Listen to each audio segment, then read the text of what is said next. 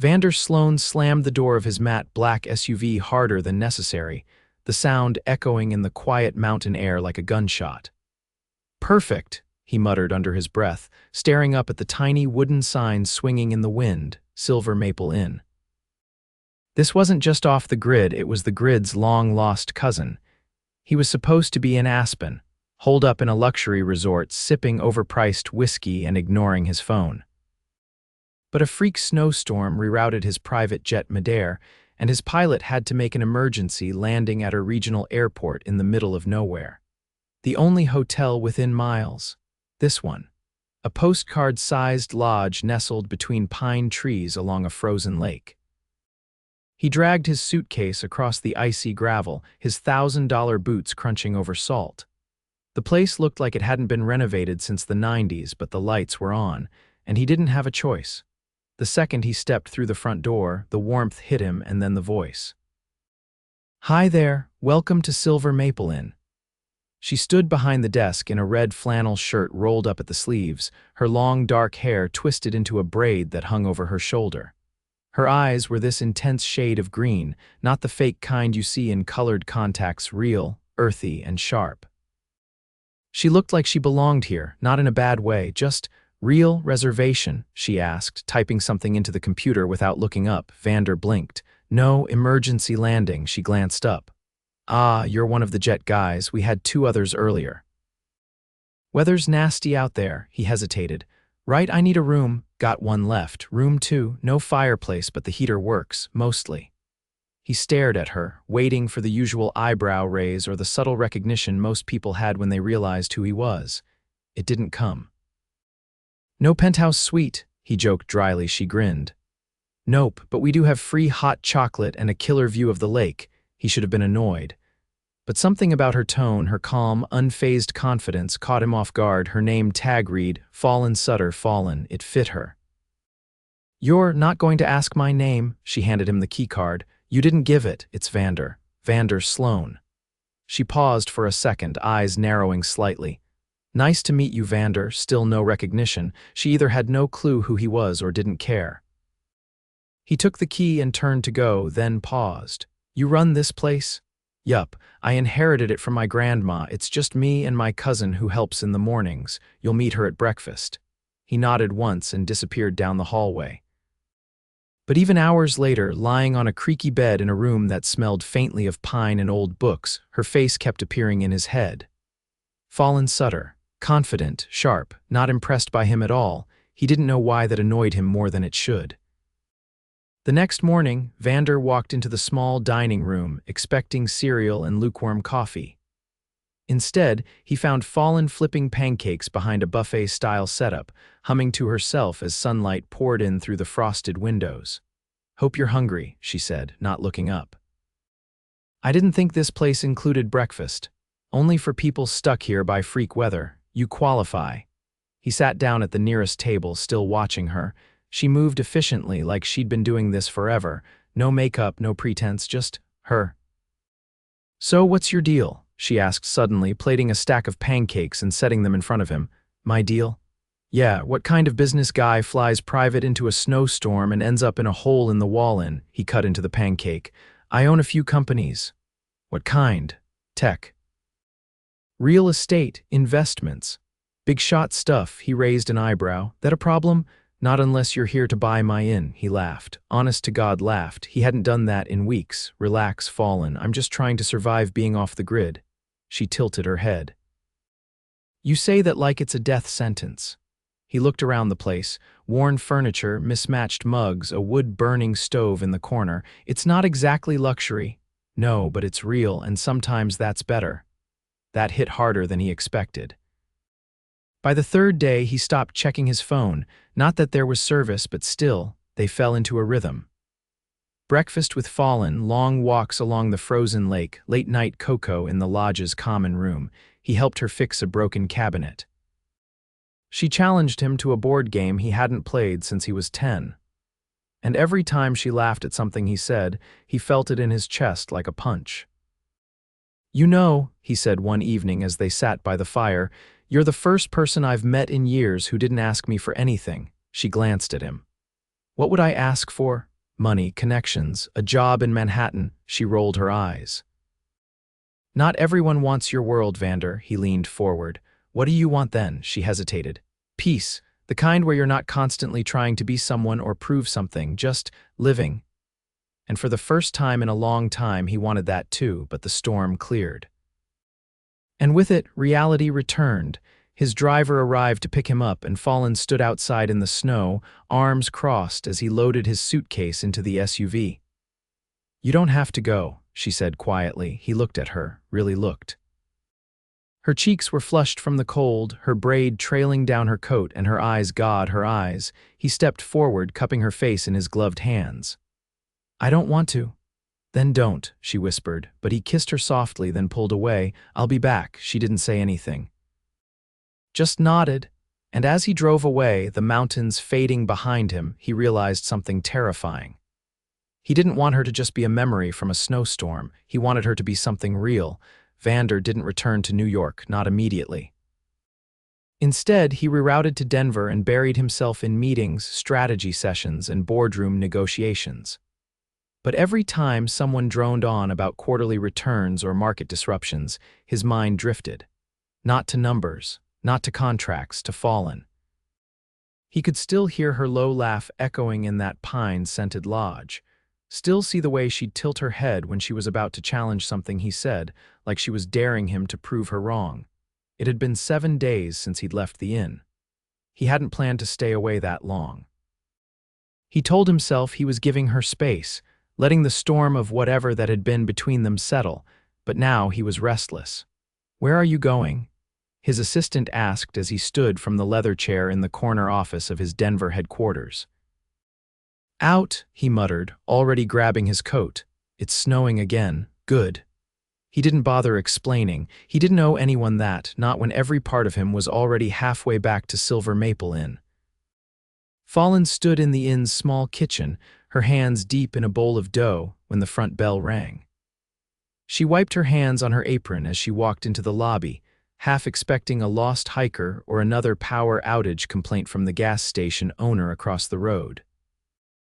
Instead, Vander Sloan stood by the door, snow dusting the shoulders of his coat, eyes locked on her like the 7 days between them hadn't passed at all. She didn't move, neither did he. I told you I'd be back, he said finally. I didn't think it would be this soon. I waited too long already.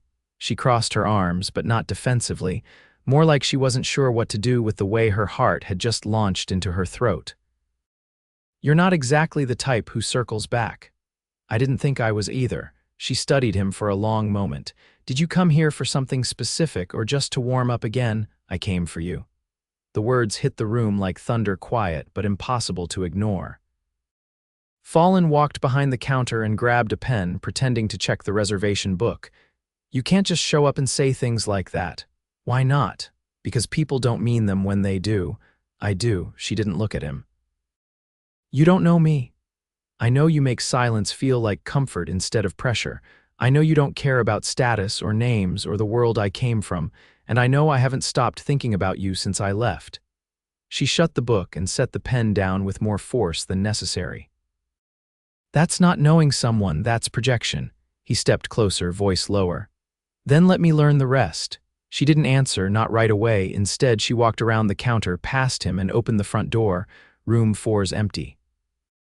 I assume you'll want to stay longer this time. The next morning, she found him by the lake, standing still as the wind swept waves of snow across the frozen surface. He didn't turn when she walked up, just held out the thermos in his gloved hand. She took it and unscrewed the cap. Coffee. Strong, black. You remembered how I take it, she said without looking at him. Some things stick. They stood in silence for a while, watching the sun try to break through the clouds. You're not used to this kind of quiet, are you? She asked finally. It used to make me uncomfortable. Now I find myself searching for it. She glanced at him. That's not how most people talk about quiet. They say they like it, but they really mean it makes them feel alone. He turned toward her. I don't feel alone when I'm around you. She tightened her coat around her. You don't even know what you're asking for, Vander. I'm not asking for anything. I'm offering something. She raised an eyebrow. And what is that? A chance. Not at some perfect, polished version of this, just a shot at figuring it out. Fallon stared at him, her eyes unreadable. You're used to getting what you want, aren't you? I'm used to earning what matters. There's a difference. She looked back toward the lake. Then you're going to have to stay longer than a weekend. And he did. He stayed for 5 days, then 10. He didn't tell anyone where he was. Not his assistant, not his board, not his lawyer, who was undoubtedly panicking over the acquisition he was supposed to finalize that week. He lived in room 4, helped stack wood behind the inn when the delivery came late, and learned to use the old stove in the kitchen without burning the eggs. They didn't talk about what was happening between them, not directly, but it was there in the way she handed him a pair of gloves when his own tore, in the way he fixed the loose step on the back porch without being asked. In the way their hands brushed when she reached for the same plate, and neither of them moved away. One night they walked down the snowy trail behind the inn, the moonlight casting silver across the trees. Fallon's voice was soft. You ever think about what you'd be doing if you hadn't gotten stranded here? I'd be in a boardroom, nodding at people I don't like about things I don't care about, and I wouldn't have met you. She stopped walking. He did too. I've been in this town my whole life, she said. And I've never let anyone in, not really. I've seen people come and go, people with promises and plans that don't include me. I've seen what happens when I believe them. I'm not them. But you might leave anyway. He took a step closer. I might, but not today and not tomorrow. You said I'd have to stay longer than a weekend. I'm not going anywhere until you believe I mean it. She looked up at him, eyes searching his. Then, for the first time since he'd returned, she kissed him. It wasn't dramatic or hurried, it was steady. Certain. And when she pulled back, she didn't say anything. She didn't need to, neither did he. Because in that moment, standing beneath the trees and moonlight, something shifted, not just between them, inside them, and neither of them was ready to let it go. Fallon stood at the edge of the frozen dock, her breath curling in the cold air, watching the lake stretch out in silver stillness. Behind her, the inn lights glowed faintly through the trees, and the soft crunch of boots on snow told her Vander had followed. You always walk out here alone? He asked, his voice quieter than usual. She didn't turn. Only when I need to think. He stepped beside her, hands in the pockets of a wool coat that looked entirely wrong for the setting. Still, he looked comfortable in it now, like the city hadn't quite reclaimed him yet. I thought you might disappear again, she said. I thought about it, he admitted. Then I realized I didn't want to go back to who I was before this. She turned her head slightly, enough to meet his eyes. And who was that? Someone who confused control with purpose. I've been chasing things so long, I didn't notice when they stopped meaning anything. She studied him for a long moment. You're not the first person to come through here looking for something. Most don't even know what it is. I wasn't looking, not until I met you. He said it with no urgency, no pressure, just truth. Fallon crossed her arms. I don't need someone to rescue me, Vander. I've built a life here. I know it's small, it's whole, he interrupted. And that's what I never had. Silence stretched between them, but not the kind that begged to be filled, the kind that settled like snow, quiet, steady, covering everything in a new shape. He broke it first. The acquisition closed last night, she blinked. You weren't there. I signed what I had to and delegated the rest. I didn't want to leave. Fallon looked away. You don't belong here forever. I'm not asking for forever, I'm asking for now. And maybe after that we figure out the rest, she exhaled slowly. I've spent my whole life planting roots. You live in the air, Vander, jets, deals, people who say one thing and mean another. I meant every word I said to you. And if I asked you to give it all up, he didn't flinch, I'd ask what you needed me to give it up for. She frowned slightly. That's not the answer most people give. I'm not most people, Fallon. She turned back to the lake, and I'm not a project. I'm not something to fix or save or invest in. I don't want to change you. Then why are you still here? Because when I'm around you, I finally like who I am. The wind picked up slightly, blowing a strand of her hair across her cheek. He reached out, gently tucking it behind her ear, his fingers brushing her skin like a promise. Fallon stepped back. You don't get to make those choices for me. I'm not. I'm asking you to make one with me. Her eyes narrowed. You're serious? I am. She turned and started walking back toward the inn, her boots cutting into the snow. He followed, not saying anything until they reached the back porch. Inside, the common room was empty, the fire burned low. She didn't look at him as she pulled off her gloves and tossed them into a basket near the door. "I got a letter yesterday," she said, unzipping her coat. "A developer wants to buy the property behind the lake. They're offering more than I'd ever make running this place for the next 20 years. What are you going to do?" She met his gaze. "I haven't decided. Do you want my advice?" "No," he nodded once. "Fair, but I do want your honesty. Always." She sat on the edge of the old couch, resting her elbows on her knees. "What happens if I say yes to you? What does that even look like?" "I don't know," he said, sitting across from her.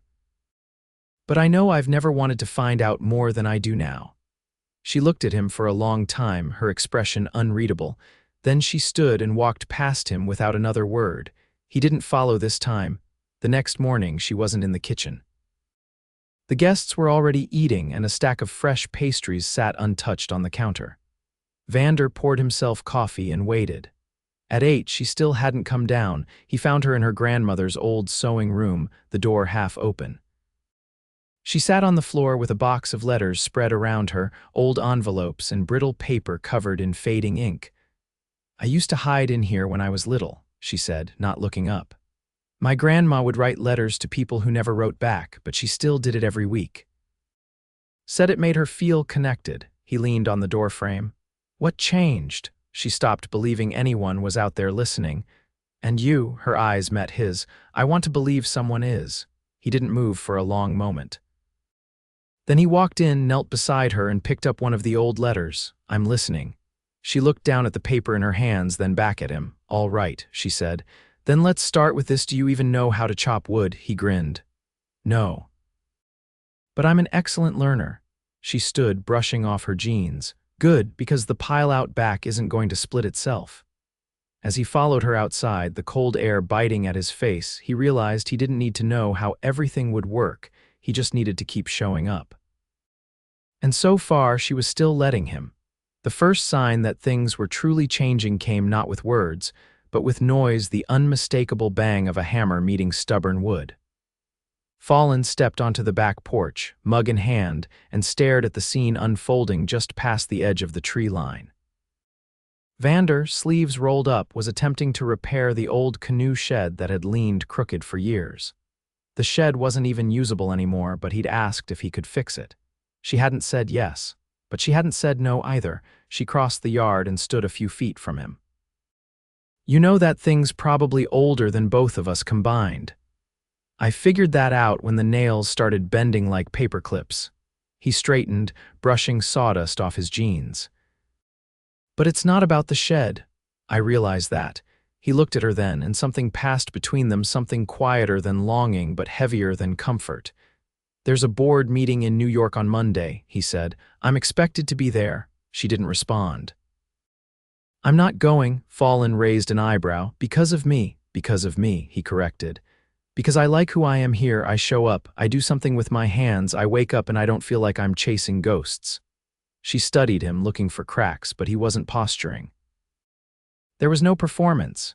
"You're not built for this long term," she said finally. "You're good at visiting, you're charming when you're new, but this place has a way of pushing people when they sit still too long." "I want to be pushed," he said, stepping closer. "I've been surrounded by yes men and curated chaos for a decade. I need something real." She gestured to the shed. "That's as real as it gets." "Then let's start with that." He handed her the hammer. She didn't take it right away, but when she did, her fingers brushed his and she didn't pull back. That night, they made dinner together. Not by design. Vander had been searching the pantry for tea and found the old pasta maker her grandmother used to use. He'd asked what it was. She'd showed him. And before long, the kitchen was filled with flour, laughter, and a mess that neither of them wanted to clean up just yet. "You know," he said, dusting flour off her forehead with the back of his hand, "you're the first person I've made dinner with who didn't measure everything. That's because I learned from someone who didn't believe recipes were anything but suggestions." He leaned against the counter, watching her boil the noodles they'd rolled out by hand. "So what else did she teach you?" She taught me that your time is your currency. What you spend it on tells you who you are, he nodded slowly. Then I've been bankrupt a long time. Fallon turned down the heat. You can't undo the past, Vander. But you can stop feeding the wrong future. They ate at the kitchen table, no phones, no distractions. Just steam rising from chipped plates and a quiet kind of peace that neither of them dared name out loud. The next morning, Vander was gone, but not far. She found him in town, seated at the diner counter with a notebook open beside his coffee. He was talking to the owner of the hardware store, asking about supply deliveries, lumber shipments, and zoning permits. When he saw her, he stood. "I've been thinking." "That sounds dangerous," he smiled, but not in a way that dismissed her. "This town has potential. It's not just charming, it's got history, character, but it's not being taken care of the way it deserves." She crossed her arms. "What does that mean?" "I want to invest in it. Carefully, thoughtfully, not to change it into something else, but to help it survive." Fallon's jaw tensed. "You want to build something?" "I want to protect something," he corrected. "Not everyone can afford to stay here. They leave because there's no opportunity. But what if there was a way to create that without gutting what makes this place matter?" She gestured toward his notebook. "You came up with all this in a morning. I've been thinking about it since the first time I walked out on that dock." She studied him. "If you're serious, you'll need more than capital. You'll need trust. Then I'll earn it, starting with you." She didn't answer right away. Instead, she walked over, pulled out the stool beside him, and sat. "Tell me your plan." Over the next hour he did, and she didn't interrupt. 2 weeks later, the first town meeting was held in the back room of the library. Vander presented his ideas, restoring historical buildings, creating a co-op for local businesses, investing in infrastructure without inviting mass development. He didn't wear a suit. He didn't lead with his name. He just spoke plainly, clearly, and with conviction. Fallon stood in the back of the room, arms crossed, watching the people she'd grown up around nod along. Some were skeptical, some weren't.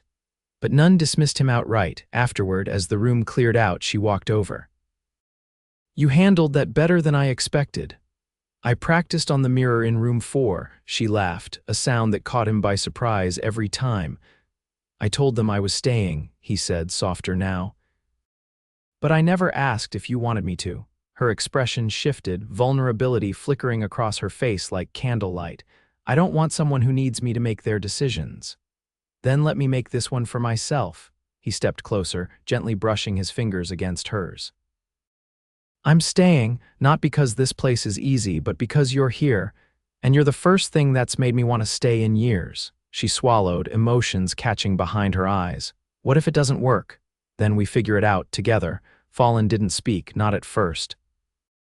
Then she took his hand. "All right," she whispered. He kissed her beneath the old library awning as snow began to fall, soft and slow, and for once there was no storm, only stillness, only warmth. Months passed, the inn got new windows. The canoe shed was finally leveled and rebuilt. Vander moved into a small house overlooking the lake, not far from the inn, but far enough to prove he wasn't just camping out in her world. He kept his companies, but he delegated more. He spent mornings walking the trails and afternoons building things that didn't require a title. Every night he found his way back to her, and every time he did, she let him in, not because he stayed, but because he never once asked her to leave. Fallon stood behind the counter, flipping through the invoices she'd been avoiding all week. The inn was quieter now that the winter crowds had thinned. The snow still clung to the pines, but the air held a softness that hinted at spring. Vander was late, not unusual lately. He'd been splitting his time between a series of town projects, one of them, involving the old train depot, he'd convinced the council to repurpose as a community center. He'd also started mentoring a pair of local teens interested in architecture, helping them rebuild a trail shelter destroyed by a storm 2 years back. It wasn't the kind of work that made headlines, but it made a difference, and he hadn't once asked for credit. Fallon glanced at the clock again, then looked up as the door opened. "You're either late," she said without looking up, "or you brought me a pastry to make up for being late." "I brought you something better." She looked up. Vander stood in the doorway, cheeks flushed from the cold, holding a slim envelope in one hand and a folded wool scarf in the other. If that envelope doesn't contain a chocolate croissant, I'm not convinced. He walked toward her, setting the envelope down on the counter. It's the grant approval. The town's getting funding for the historical district restoration. Full amount, her eyebrows rose. You're serious? I met with the foundation 2 weeks ago. They pushed back on the timeline, but I negotiated for phased distribution. She opened the envelope slowly, scanning the letter. Her fingers stilled at the signature at the bottom. You didn't tell me you were applying under my name. You've been the one preserving this town's heart. I just added a few numbers to the equation. She looked up, her expression unreadable. You could have taken the credit. I didn't want it. You're really staying, aren't you? I already stayed. Fallon folded the letter and set it aside. So what now? You build a new version of this place and I keep pouring coffee. No, he said, stepping around the counter. You stopped pouring coffee long enough to say yes to something I've been waiting to ask. She stared at him. What are you talking about? He reached into his coat pocket and pulled out a small velvet box. Her breath caught as he opened it. Inside was a ring unlike any she'd ever seen. Simple. Elegant, a single oval diamond set in a band shaped like an evergreen branch, delicate and wrapped in silver. My mother gave me her wedding ring before she passed, he said softly. Told me I'd know when to have it remade. I didn't know what she meant until I met you. Fallon's voice was hushed. Vander, I don't want a marriage built on escape or convenience. I want one built on mornings that start with the sound of wind in the trees and end with your laugh echoing through every room. I want to build a life here, not just a footprint, with you. She blinked, her throat tightening. You didn't even ask a question. He took her hand, steady and sure. Fallon Sutter, will you marry me? A beat passed, then another, and then she smiled, the kind that started in her eyes and bloomed outward like sunlight through fog. Yes, she whispered. Of course I will. He slipped the ring onto her finger, and for a moment neither of them moved. The world outside the window was still, but inside everything had shifted. They didn't announce it right away. Instead, they let the days stretch forward, filled with soft mornings, laughter shared over chipped mugs, and long walks through the woods where words weren't needed.